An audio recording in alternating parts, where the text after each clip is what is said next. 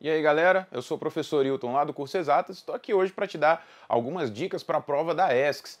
Hoje a gente vai conversar rapidinho sobre colisões, tá? Colisões são eventos extremamente importantes e que costumam aparecer em prova. A gente pode dar uma olhada em algumas características que se repetem e que são fáceis de ser observadas. Para quem está acostumado com exercícios sobre colisão, sabe que normalmente os exercícios são longos, pode não ser tão interessante para resolver na hora da prova.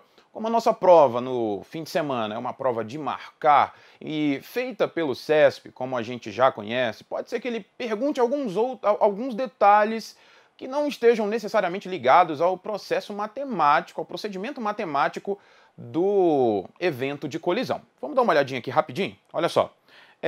Uma colisão é sempre um evento de troca. Troca de quê, professor? De quantidade de movimento e de energia. Presta muita atenção no que eu falei. É um evento de troca, não necessariamente de conservação. Uma parte. Ai, professor, isso está tão estranho. Vamos com calma. Vamos olhar primeiro para a quantidade de movimento. Em colisões cobradas em provas de vestibular, normalmente a gente considera sistemas fechados. Nesse caso, a quantidade de movimento sempre se conservará, tá? Deixa eu te mostrar rapidinho como é que isso funciona. É assim, ó. Eu tenho dois corpos, um A e um B, com massas quaisquer, não interessa a massa deles, tá? O corpo A vem com uma velocidade inicial VA e o corpo B vem com uma velocidade inicial VB, tá? Eles vão colidir frontalmente, o que significa com os centros de massa numa direção coincidente com as velocidades nessa mesma direção que contém os centros de massa dos dois corpos, tá? Eles vão bater e depois que eles colidirem, cada um vai ter uma velocidade. O corpo A, uma velocidade final A, e o corpo B, uma velocidade final B. Gente, a configuração dessas velocidades finais é totalmente variável, depende de quais velocidades os corpos A e B têm, quais as massas que os corpos A e B possuem e, na verdade, a gente tem uma vontade imensa de se preocupar com as massas. Às vezes você olha a massa e quer dizer, olhando para a massa, para onde o corpo vai depois da colisão. Isso não é verdade. Para a quantidade de movimento, o que importa é a combinação entre massa e velocidade. É isso que me diz o poder de colisão durante uma colisão. Não apenas a massa, não apenas a velocidade, a combinação, o produto entre essas duas grandezas. Vamos voltar, olha só.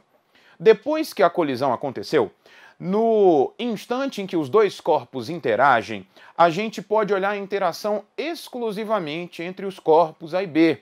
Essas forças FAB, que atua sobre o corpo B, e a força FBA, que atua sobre o corpo A, são forças trocadas durante o processo de colisão. Não há mais nenhum agente de interação, a não ser um corpo com o outro. Nesse caso, a variação da quantidade de movimento é nula, o que mostra para mim que a quantidade de movimento final é igual à quantidade de movimento inicial.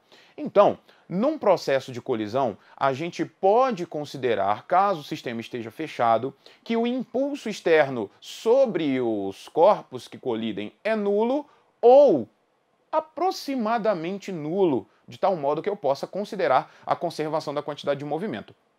O outro lado do processo de conservação é a conservação da energia. Esse caso de conservação de energia é muito importante que você tenha atenção. Não necessariamente a energia se conservará, depende do tipo de colisão, depende dos materiais envolvidos, depende de algumas variáveis, mas tem uma muito importante que diz para mim se vai haver a conservação da quantidade de movimento, tem uma variável muito importante que vai dizer para mim se tem conservação de energia ou não, que é o coeficiente de restituição. Mas vamos olhar de novo o desenho? Vamos ver como é que funciona? É assim, ó. Aqui eu coloquei novamente a colisão de antes pra gente, mas agora a gente vai ver o que acontece com a energia. O coeficiente de restituição é a razão entre a velocidade relativa entre os dois corpos depois da colisão e a velocidade relativa entre os dois corpos antes da colisão. Em muitos lugares, você vai encontrar essa razão entre velocidade relativa de afastamento por velocidade relativa de aproximação. Aqui no meu exemplo é a mesma ideia, velocidade relativa depois do choque pela velocidade relativa antes do choque. Vamos voltar? Olha aqui de novo. Esse coeficiente de restituição ele está limitado entre 1 e 0. Toda vez que ele for igual a 1, vai haver conservação de energia, ou seja, a energia cinética antes da colisão vai ser igual à energia cinética depois da colisão. Volta. Quando o coeficiente de restituição for igual a 0, eu vou ter uma colisão inelástica. Cabe a você também guardar o fato de que numa colisão inelástica os corpos ficam presos um ao outro. Muito importante você atentar ao detalhe de que a colisão inelástica não representa 100% de perda de energia. Numa colisão inelástica, depois da colisão, quando os corpos estão presos um ao outro, se eu comparar a energia após a colisão com a energia antes da colisão, eu vou perceber um evento em que a energia foi dissipada ao máximo entre todas as possibilidades. Isso não significa 100% de energia dissipada. Deixa eu te dar um exemplo estranho.